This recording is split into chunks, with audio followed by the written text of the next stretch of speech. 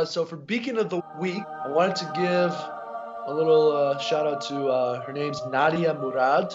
I actually hadn't heard about her until a couple weeks ago, but she won a Nobel Prize, and she's a Iraqi Yazidi human rights activist. And man, she has a heartbreaking story. She was captured by ISIS when ISIS was had strong control over large parts of Iraq, and they were massacring Yazidis. And if you're not familiar what Yazidis are, I'm not certain exactly what kind of denomination they are, but they are Christian. And they're like a minority group in Iraq, and they were being really heavily targeted by ISIS, like sex slavery, rape, torture, murder, all kinds of stuff.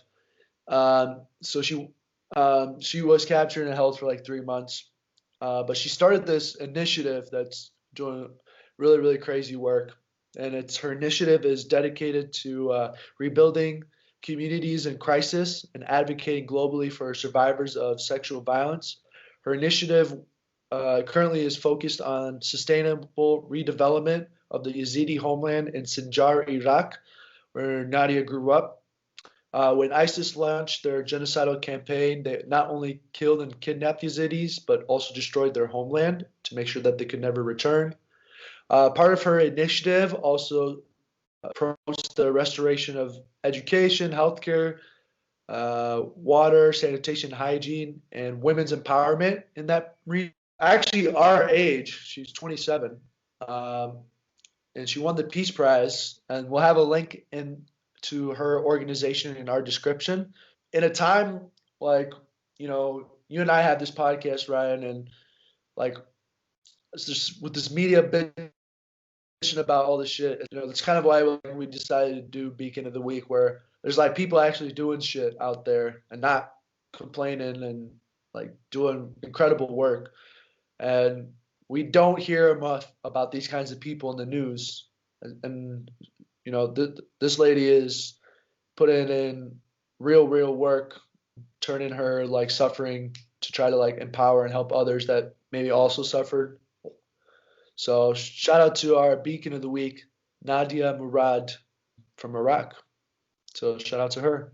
And she's actually working for the United Nations right now. She's as well. I think she has a position in there. So definitely know she's doing good work. What were you saying that group was? Yazidi? Yazidi, yep. Yazidi. I'm trying to think why that group sounds familiar. The Kurds were the one in Aleppo, right? There are Kurds in Aleppo, but they're primarily in northern Iraq. Was Yazidi in Aleppo? You're thinking of another Christian minority group in Syria. I think you're thinking of the Alawites, who are a minority group that had large communities in Aleppo, but they're actually not Christian. So never mind. I don't fucking know. Anyway, what were you going with that?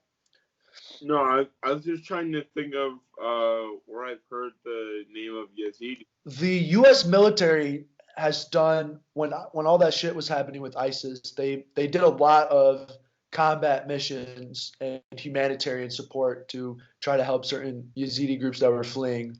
And their names. It's pretty much the same timeline that I took a shot at. It was around Aleppo, right? Yeah, definitely. I honestly could not imagine trying to get that work done there, let alone here. I mean, we need work here, but we do not need the work they need. Yeah, absolutely.